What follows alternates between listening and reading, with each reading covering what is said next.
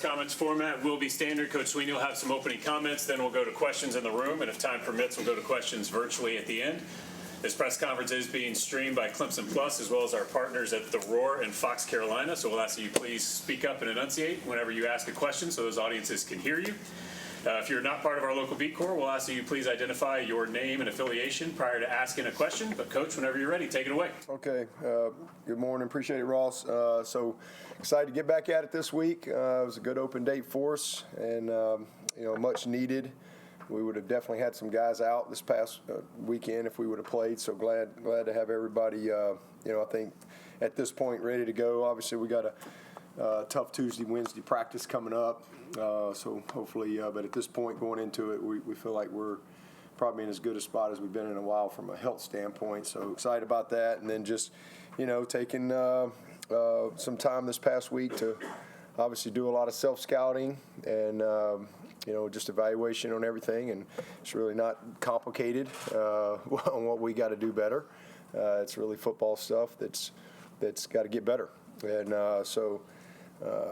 again, good week. I think everybody is in a good space as far as where they are, from a mental standpoint as far as, hey, this is where we are and this is what we got to go do. We got a chance to play and coach our way out of a hole that we put ourselves in, and everybody understands that. But just a kind of a reset, honestly, on what we want to try to go do starting this week, and that is, do something we haven't done outside of literally just a couple of moments, and that's play together and play complementary football. We talk about it all the time, and we've done that very little, where we're really, truly pulling in the same direction. Just proud of the guys and how they responded. Obviously last week was a long week, and, I think they handled it well. I've been really pleased with the leadership. And not surprised at all. But again, you always assume things, but until you really see things and get confirmation, you never really truly know.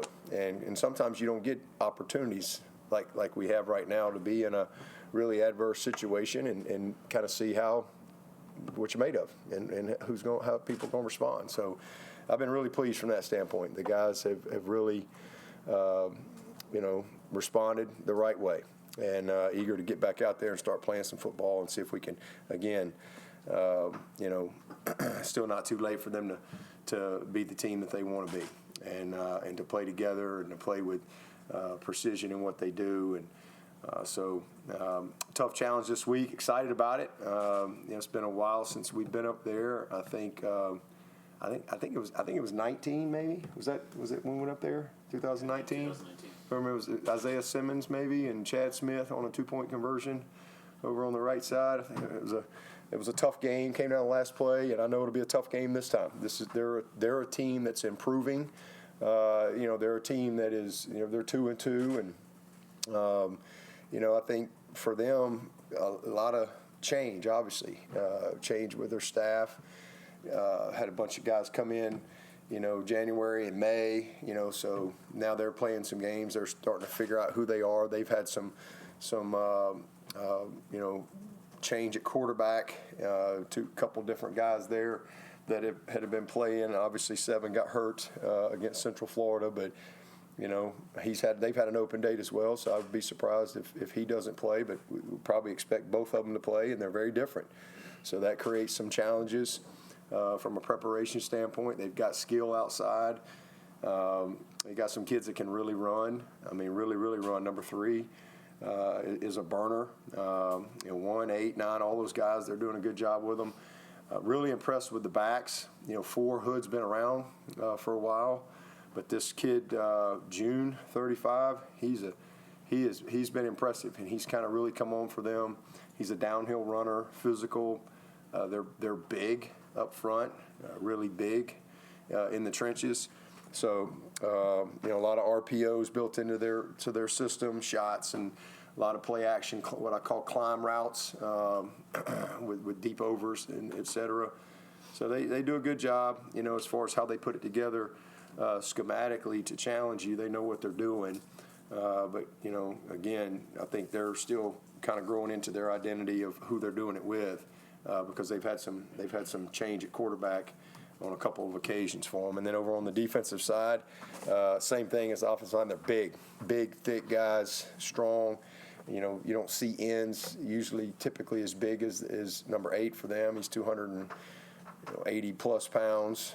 He's a good football player. 9 is got some twitch and skill to him. Thick inside. 2's leading them with explosive plays. Linebacker. And then got some couple of experienced guys in the secondary. They brought number 1 with them from Washington. Coach's son there that was the D coordinator out there. So he's a really good player. So again, schematically, they're mostly a 4 down. We'll jump in and out of some Okie stuff and multiple with their coverages, and kind of week to week type of a game plan deal on who they're playing and what they're seeing. So I think it's a team that's getting better. Again, there's some unknowns with the quarterback that you just don't really know right now. And a lot of times when you have multiple quarterbacks, they can run they're similar and they run the same system, but this is a little different scenario as far as style of play. So I think that presents some challenges. But just excited to get back out there. Excited to get back in the fight and see if we can find a way to win a game. With that, I'll take your questions.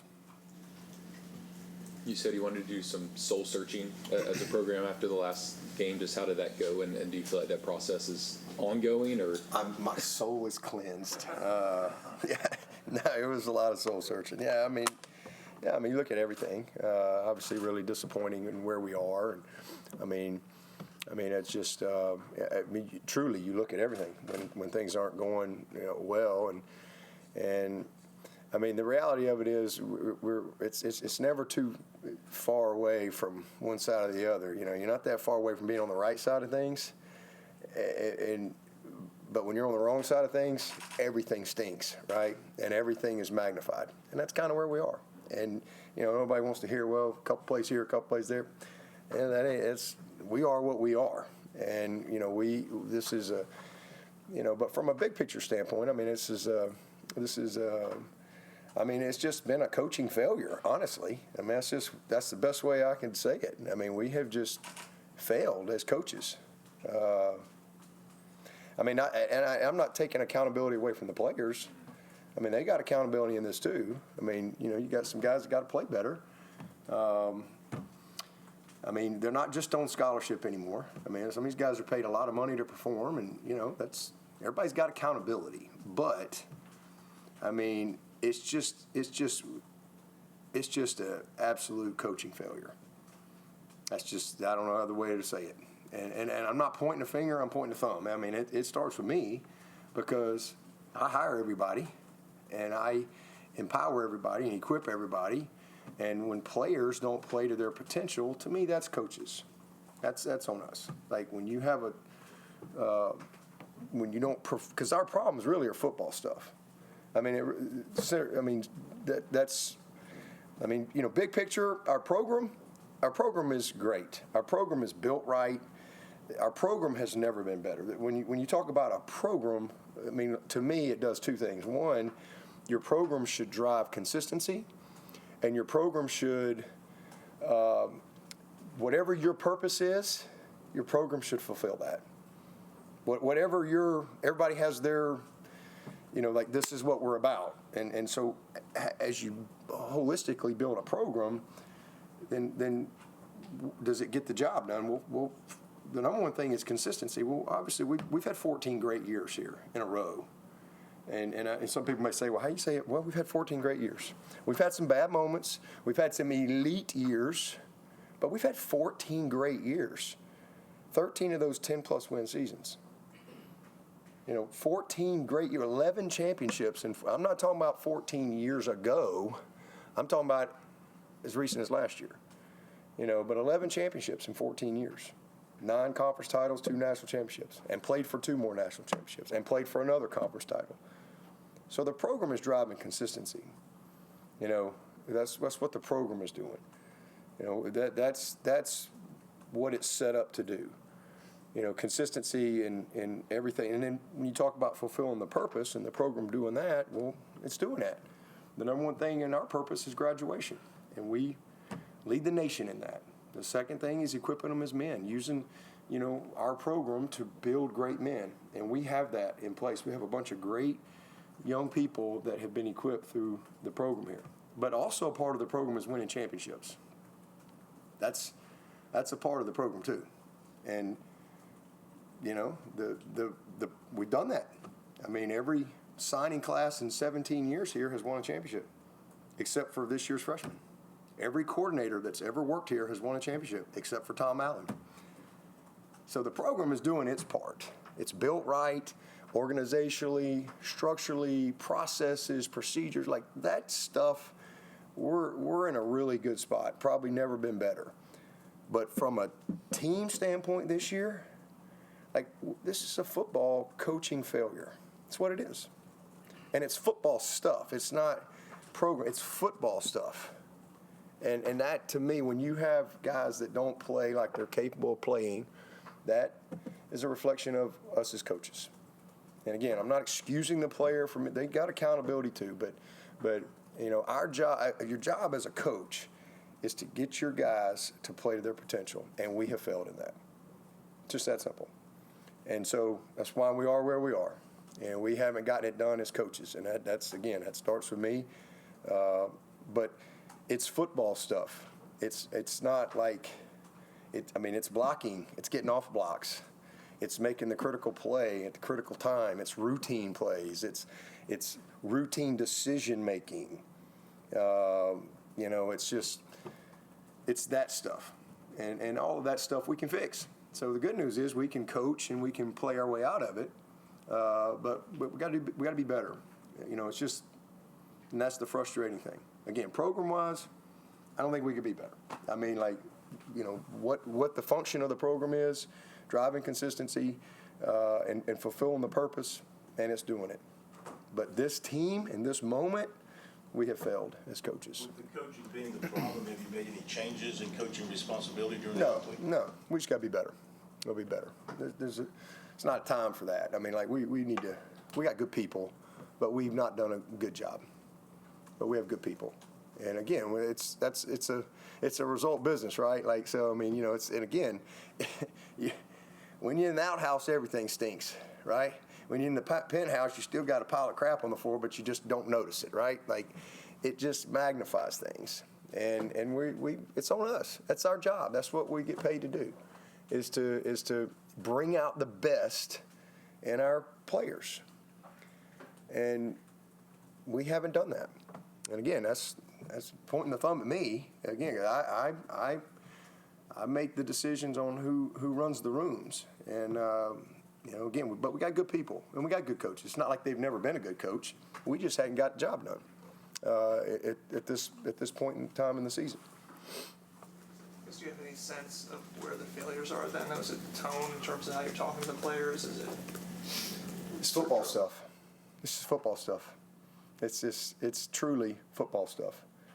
It's making a third down catch. It is playing your gap.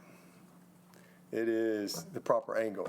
It's playing over the top instead of underneath. I mean, it's football stuff that we have to do a better job of. It's really that. It's decision making. The read tells me to give it. I give it. Just doing what we're coaching you to do, and when it's not happening, well, that's on us as coaches. And again, players have accountability too. These sit in middle school, but it starts with us as coaches. And again, the good news is, hey, we got to reset, and we can coach our way out of it. Just like we've coached our way into it. I guess you just said on the radio show that it's not a drill problem. We're not going to run different drills. No, it's not. I mean, we do differently. Yeah, we just got every drill we do the same drills everybody in America does. And again, that's the other frustrating thing is we've practiced really well, and it just hasn't shown up on game day consistently. And I think some of it too is you have a team of young people that's been affected by disappointment. They've been affected by failure, been affected by criticism and noise, and you do everything you can to guard against that, but they're young people. And sometimes, that can all of a sudden you're playing tight, you're doing too much, you're trying too hard, and hasn't gone the way you want, and you can get frustrated. So, I mean, they're learning a lot of lessons, through this. They're equipping themselves and learning a lot of lessons that will pay off for them, as they move through this season, as they move through their life. Certainly, young guys on this team, they're learning a lot too, But, I mean, that's the world we live in, and you have to be able to navigate that. But there's no question that they've been affected by that, But that's the reality. You mentioned on your radio show as well, you got scrimmage last Wednesday. Yep. Just curious, is that common during the bye week, or is it just the struggles? Yeah, I do. No, I usually will do some live work during the bye week every year. But you're trying to get some guys. It depends too on where you are in your season. Where the bye week fall? How have games gone? Where have you been able to play a lot of people? And so we haven't been able to play a ton, but just nature of our games and how they've gone. So it was a good opportunity to scrimmage some guys who haven't really been able to get in the games much, and then try to evaluate some of these guys from a live standpoint. So it was good work. Not as much the ones that have played a lot of snaps. They just played on Saturday, but a lot of the twos and guys that haven't had as many game live reps, that's what we wanted to get done. How do you evaluate play call? What has to get better there? It's not good enough anywhere. I mean, we're 1-3, so nothing's good. Nothing's good. Beyond the record, though, I'm just curious. Specifically. What'd you say? Beyond just the record, I'm curious. Have you Well, again, there's been a lot of plays that are there that we haven't made, and that's frustrating as a coach when you watch the tape and you're in position to be successful, but it doesn't happen. Well, still, that's us as coaches. Period. So there's been good play call and there's been bad. I mean, there's always good and bad. But we're 1-3, not good enough. Will there be any major changes in terms of the depth chart and personnel and even playing time, stuff like that? I don't think so. Again, I mean, not at this point. I think we're playing our best players, and we got good players. We lost one safety, one linebacker, and one deep tackle. That's it off of defense. We lost one tight end, we lost one running back in Maffa, and we lost one offensive lineman, Marcus Tate. So we've got good players, and we're not playing like we're capable of playing. But you're always evaluating your personnel, and if we need to make changes, we will. That's always something you do. But we got to get these guys playing with the confidence. You got a team that's, again, I think lost some confidence, been affected. Noise is loud, everything's terrible, and we got to coach our way through it. It's our job as coaches. Justin Williams from The Athletic. You mentioned not changing up drills or anything like that. What about whether it's like team routine or your personal routine? Are you someone that's going to change that up, or do you kind of stick with it? Yeah, I'm changing underwear. That's what I'm going to do. I'm going to change underwear. Listen, man, I've been doing this a long time. I believe in what we do. Again, as I said, from a program standpoint, we ain't never been better. Our program things are great. And it's doing what it's supposed to do. This is this season, this team, this moment. It's different every year. Every year is a different challenge, different journey, and what we need to change up is just clean up our execution. If that means we gotta put the bag on your left hand or whatever, then whatever. But it's not any of that. We have a very proven process here. Again. I know y'all don't like to, everybody say, I'm just stating, we've won 10 championships in 10 years. 10. Who's done that?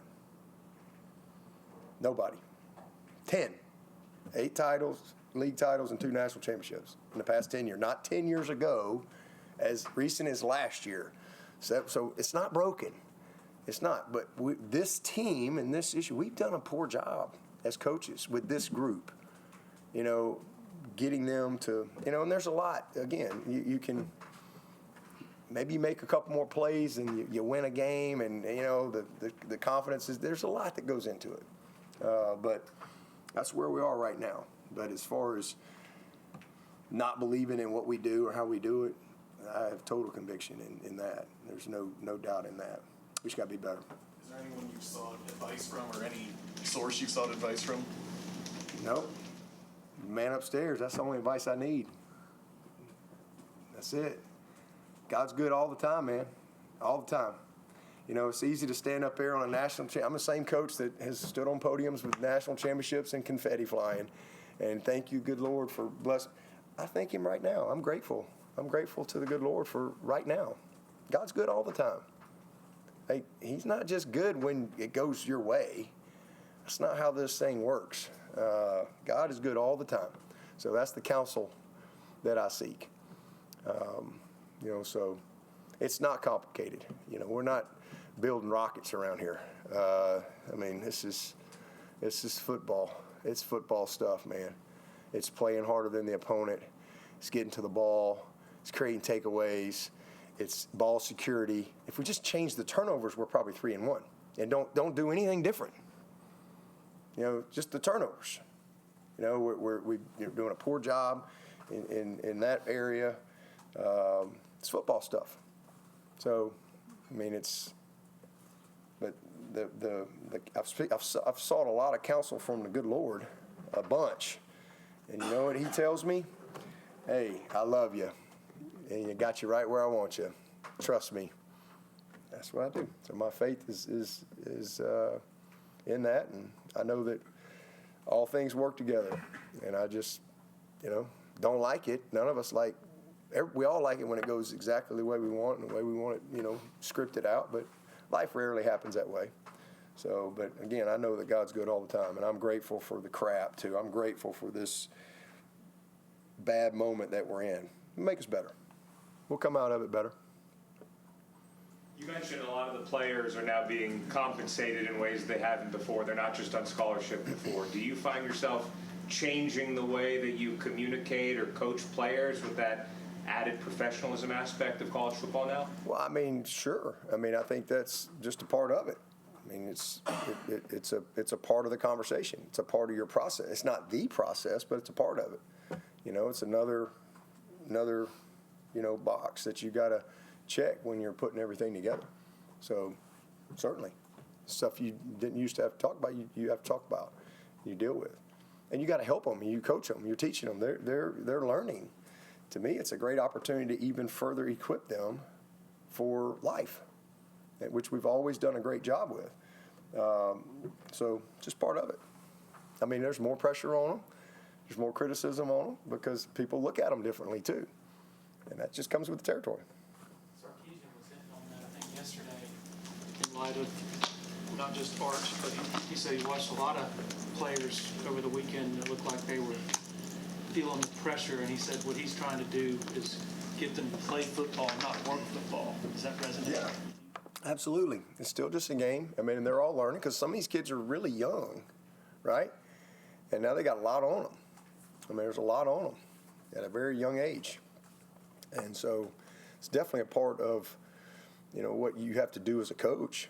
It's just it's everything. If you're going to be a good coach, you have to be a holistic coach. You can't just be a, guy can teach them good stance and good start. Not in this world. Because they're not pros. They're just not. They're not mature like that. They haven't lived enough life. They haven't, and this is a whole new first time with pros. They've been gone from home. Right? By the time you become a pro, they've been gone from home. They've had a lot of these guys. First time they've been away, and now all of a sudden you add this in. There's certainly, but that's part of it. It just comes with it. You got to learn how to navigate it, and that's what we have to do as coaches to help them. And it's a lot easier when it's going great. Again, when you ain't that far away from being on the right side of things. You're really not. But the reality is you're on the wrong side of it, and it all smells. So you lock up, and but you know what? It's a great opportunity to teach. I said that the other day. To me, there's good in everything. This is life. I mean, this is like, I said, listen, I know y'all, there's people that hate me because I'm the coach at Clemson. There's people who love me because I'm the coach at Clemson. There's people who love me because we win. And then there's people who love me, all right? They just love me. It doesn't matter what my job title is or whatever. And that's also a blessing too, because you know, being 1-3 gives you an opportunity to maybe have some conversations that 4-0 wouldn't give you. It just wouldn't, you know. So you get a chance to. I don't know what you're talking about with Sark, but you get a chance to coach and teach maybe in a way that you don't always get. So we got to take advantage of that. I told the staff that. Hey, this is also. Let's don't miss an opportunity here. You know, like. It might be 20 years from now. One of these guys is going to be speaking at their company, or they're going to be talking to their child, or they're going to be dealing with some situation, and they're going to say, you know what? The best thing ever happened to me was back in college, and let me tell you what I learned. Let me tell you what that taught me. And that's how God works. And so that's what I mean by, you know, something good will come from this. Something. I look back on a lot of bad things that I hated at the time. They turned out to be, I can look back now and say, here's what I learned from that. That stunk, but it made me better. And something good will come from this. But we're getting opportunities as coaches. Like, I've had conversations with these guys, and I've been able to hear their hearts, see their hearts, witness to them in a way that I wouldn't have had if we were 4-0. So, I mean, there's positives. But, hey, we're in a result business. And, you know, we got to find a way to win some games, and that's what our focus is. But I do think we have I always say the soil is fertile in the valley. And we are certainly in the valley of disappointment right now. And we have an opportunity to help nurture and grow these kids into the type of men that we want them to be through challenge, through disappointment. So I see that as part of our role. Has there been any players in particular whose leadership has impressed or surprised you during this time? I don't think, not that I would say surprise me, but I have been very impressed by some of these guys. And just, like, their words. Like, we have what we call the council. And, man, if y'all could hear these guys articulate, like, where there ain't no cameras, and it's just, you know, not worried about somebody putting something on social media and, you know, everybody taking clickbait and creating their own whatever that world does. Like, these guys, these are some smart. I told the staff. In fact, I held it up because I get the council notes, and I was like, "This is what gives me hope in our future right here. When you have young people like this, who can think like these guys, who can process like these guys, who can articulate like these guys, in the midst of a really bad situation in our world that we're living in right now, man, it just makes you have hope for our future." I mean, we've got some amazing young men that they're just wired really well, and they can think, and they can. I mean, like we should just publish the council notes. I wouldn't do that, and nobody would want to write it anyway. Because everybody wants something negative. Everybody wants something, you know. I'm sure somebody will say take something I said today and make some negative article about it. Man, we got some great kids. And so I've been able to see their heart in a way that's you don't always get. You don't always get that opportunity. And I've been able to connect with them a little deeper than you don't always get. And we got people who love this place. And but I mean, a kid like Antonio Williams, for example, you know, he was kind of nonchalant and casual. I mean, he and I didn't get along very well his freshman year. He'll be the first one to tell you that.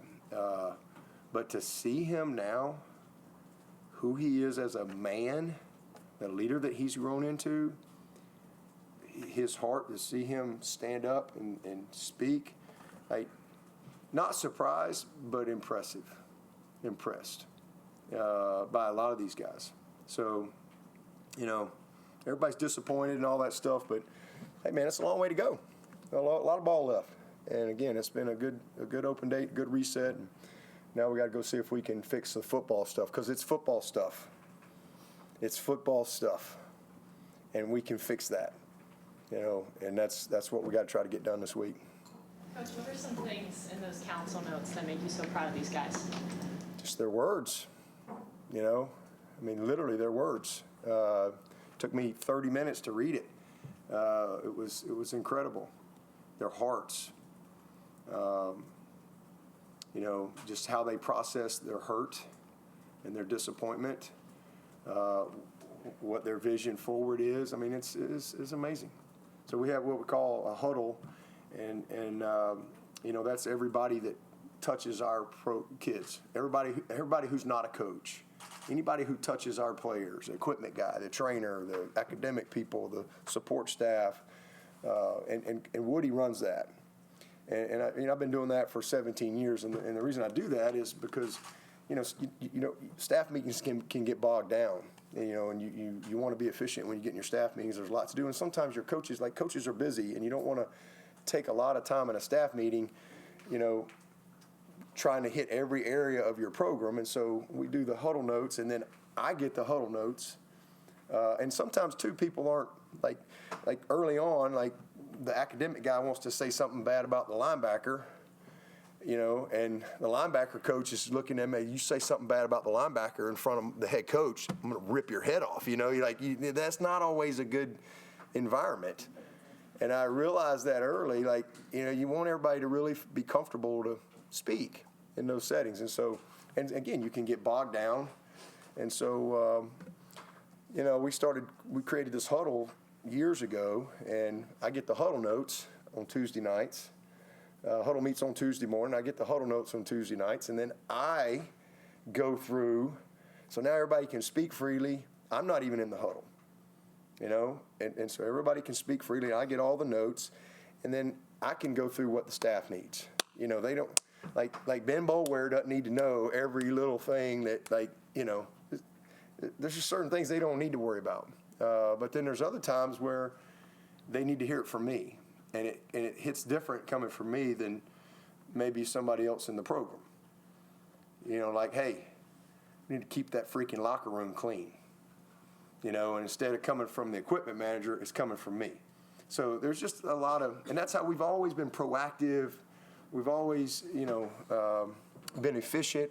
But then that group of people, they select what's called the council. And the council is a different layer because they have a different lens, right? The video guy, the academic guy, the manager, they have different lens on how they see the players.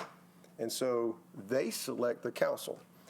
And I meet with the leadership group on Monday and Fridays, our senior leaders, and they select some juniors and sophomores, so always coaching leadership, and then Woody will meet with the council. And so we're just very proactive, and it's just a lot of communication that goes on in our program. And again, that's one of the reasons that, our program's never been better. Our program's doing what it's supposed to do.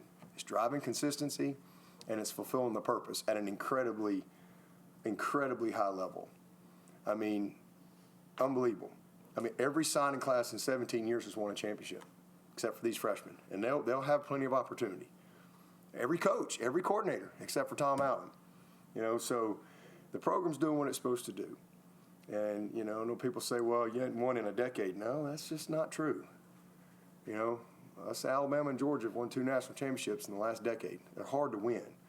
And, but we're in a moment right now where our season has not gone well, and we've got a good team, but we're not playing like a good team. And that's a coaching failure. Period. The end. And that starts with me. And I take complete ownership. And it's my job to fix it. It's my job to fix it, and I will fix it. But we've always fixed whatever. That's what's, again, driven the consistency that we've had. But what we're dealing with right now is truly football stuff. And we can do something about that. And that's what we're going to try to do. And it's not that we haven't been trying. We just haven't got the results. And again, I can, a little bit of a perfect storm, a little bit of a perfect storm. But that's our reality. As I always say, God never says oops. It didn't catch God by surprise. It caught us by surprise, but it didn't catch God by surprise, and we'll get better from it. We'll keep moving, push forward, and we'll give God the glory all the way. We may not win another game. We may win them all, but it's going to be a good story no matter what, because it's going to be God's story, and we'll be better. With Cade specifically, what are some of those football things that you feel like are Decision making, ball handling, doing what he's coached to do, eyes on the right things, post snap confirmation, with his reads, ball security. He's turning the ball over. He's got to be better, and he knows that. And then we got to help him too. There's some things that we can do from a play calling standpoint to help him, but there's also some critical plays that are there that we haven't made that are impactful in a moment. And again, you don't want to. Not trying to throw, but we got to do the little thing. But I think that's just a combination of frustration, confidence, disappointment. Disappointment creates doubt, right? Doubt creates a little bit of fear. Okay, but what's stronger than doubt? Belief. What's stronger than fear, and that's faith. And we just got to get these guys back in the right. Frame of mind. And then again, if there's changes you have to make, you make them.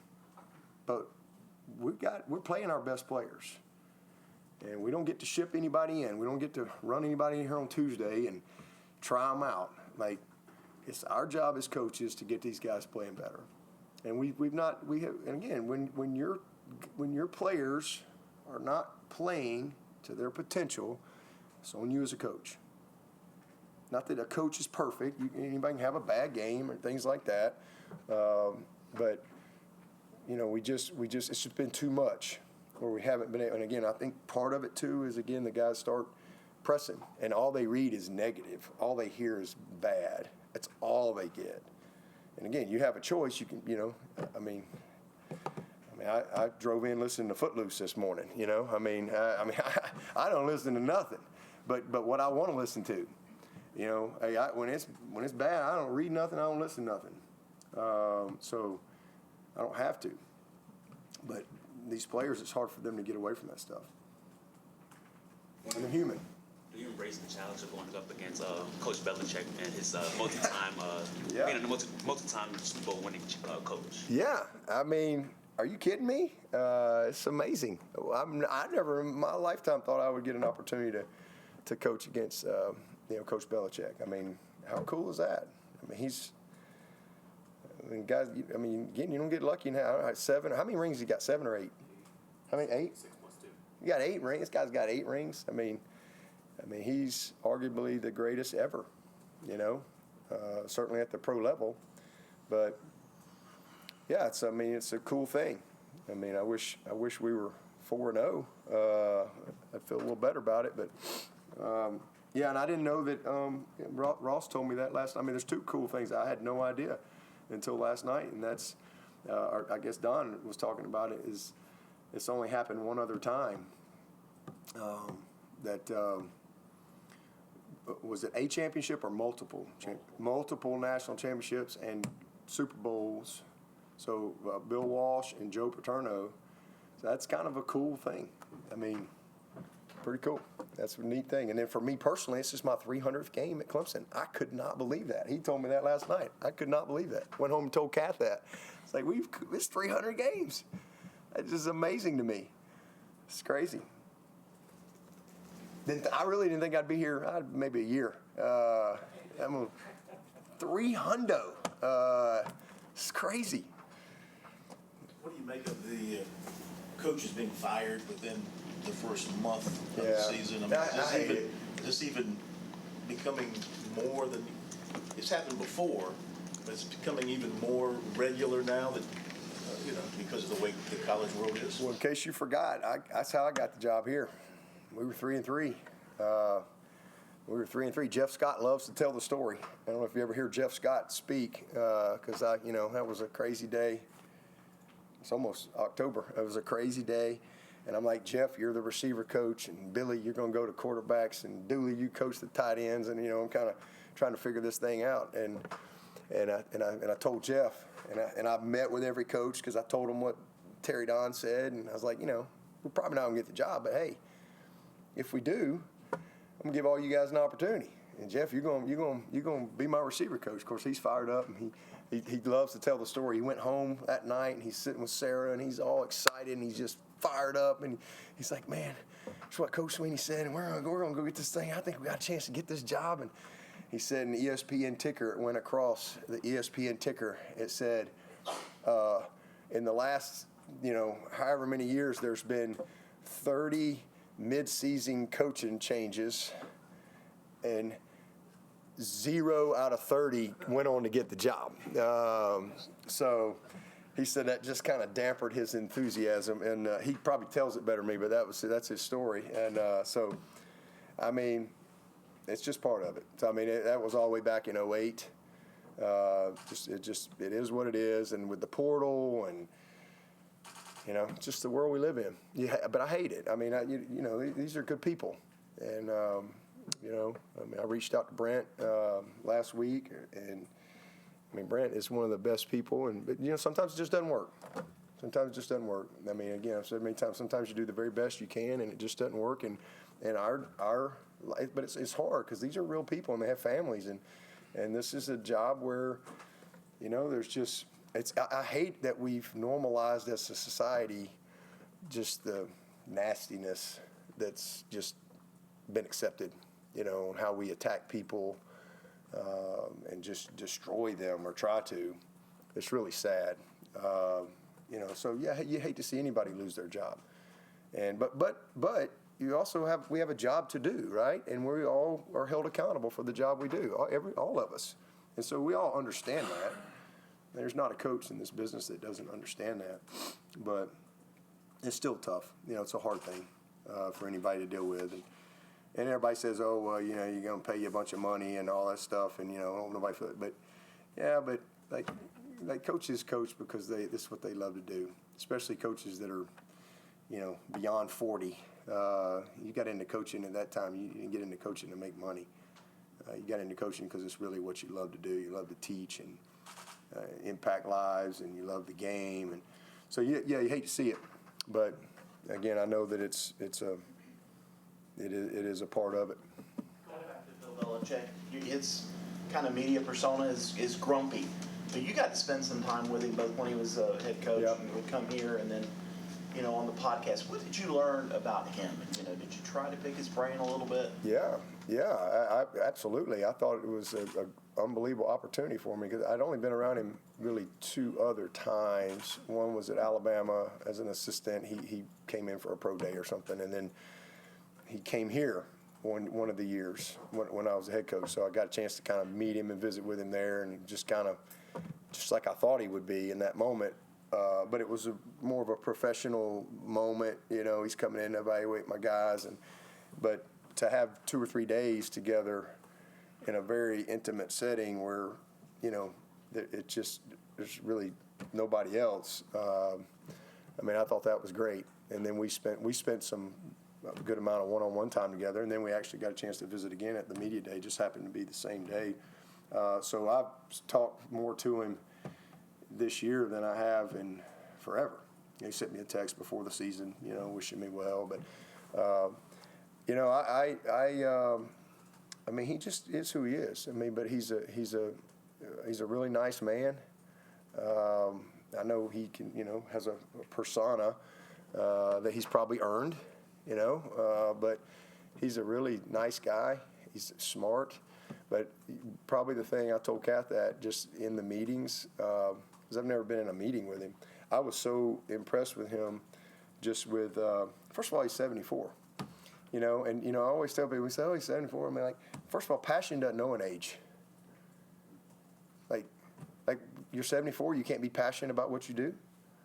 I think that's just a terrible way to look at things. He's passionate about what he wants to do in life, and good for him. He wants to coach, and he's really good at it. He's passionate about it.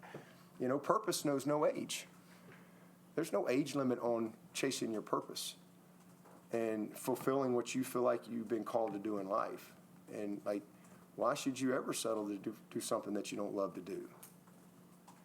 Now, if there's nowhere for you to do it, then that's it is what it is. But I just was impressed with him because, again, I thought he was very inquisitive. He asked a lot of questions that were very basic questions but he just hadn't been in college. So, and he really wanted to understand. And I think that's one of the reasons he's been very successful. And, I think that's how I've tried to always live. I've always asked a lot of questions. I always want to know why. I've always wanted to know, why? And I've always wanted to know, what your why is as a person. What drives you? I know what mine is, and that's what I focus on. And then same thing from a program. We have a why as a program, and that's what drives everything. Doesn't mean we're going to win every game, and doesn't mean every year we're going to win a championship. We've won it 8 out of the last 10 years. We may not win it this year, and that may mean that we're the end of the world and the end of an era at Clemson because we don't win a championship this year. But I don't look at it that way. But I think he's just a really good football coach that loves what he does. And, I wish him all the best except this weekend. I sure would love to. I mean, we need to win a lot worse than he does. We need to win in a big way. Does a coaching matchup of this magnitude kind of get your juices going, knowing there's another mastermind on the sidelines? I mean, look, we have great coaches in this league. I have great respect for all these coaches. I really do. But at the end of the day, man, players play. And Coach Belichick would tell you that. He'd say the same thing. Players play. We don't block, we don't tackle, we don't throw and catch. And when your players don't play to their potential, sometimes you're just not good enough. I mean, sometimes that's just the way it is. You're just not good enough. It doesn't mean you're a bad coach. There's some great coaches out there right now that have bad teams. Doesn't mean they're a bad coach. Players play. But absolutely, I mean, anytime you get a chance to coach against the best, I mean, I always look forward to playing Coach Saban. I thought that was what an amazing opportunity. If you're going to win a national championship, well, let's beat the best. And if we get beat by the best. So I've always embraced all those opportunities, and especially, in my career, I mean, I've seen some of the best coaches that have ever coached. I mean, from Coach Bowden to Coach Stoops to Coach Saban, Coach Meyer, on and on and on. I've seen some great coaches in my time. And but it's about the players. It's about the players, and Coach Belichick would say the same thing. Any questions for Coach virtually? Nope. Anybody else in the room? We have about 5 more minutes. For the mental aspect, do players utilize a sports psychologist? Yes. We have a ton of resources available to them from a performance standpoint or just a mental standpoint. Sometimes these are young people, and sometimes there's a lot that goes on not just with a football campus, right? So we have a tremendous amount of resources that are over at Nieri that are available to these guys all the time. And then in addition to that, we've had Milt Lauder, who's been a part of our he's kind of a consultant with us for 17 years. So it's definitely a huge part of it. You said you didn't want to make any mid-season staff changes and you don't expect any shuffling. So if that's not happening, what does accountability look like for coaches within the program, would you say? Well, it's that you play the season and you get results, and then you have accountability. I mean, it's daily accountability as far as how we communicate and all that stuff. But you let the chips fall where they are. Go play the games, and if you got to make adjustments, you make them. Again, it's all football stuff, and if we have to fix football stuff, we will. In one way or another, whether it's coaching, personnel, whatever. That's always the case. But man, we got 8 games. We got a long way to go. Why can't we be the hottest team in America? Why not? I mean, there ain't no quit. I mean, we got a long way to go. We just getting October. September was, oh boy, I want to forget that one. Was a rough start, but we got a long way to go. There's a lot of opportunity out there for everybody. So let's go compete our butts off and see if we can win a game and just create a little bit of momentum. With Tom Allen bringing in new defense, new language and all that, has the learning curve been more pronounced than maybe you thought? Is that a valid thing? No, I think it's actually been probably simpler than it's ever been.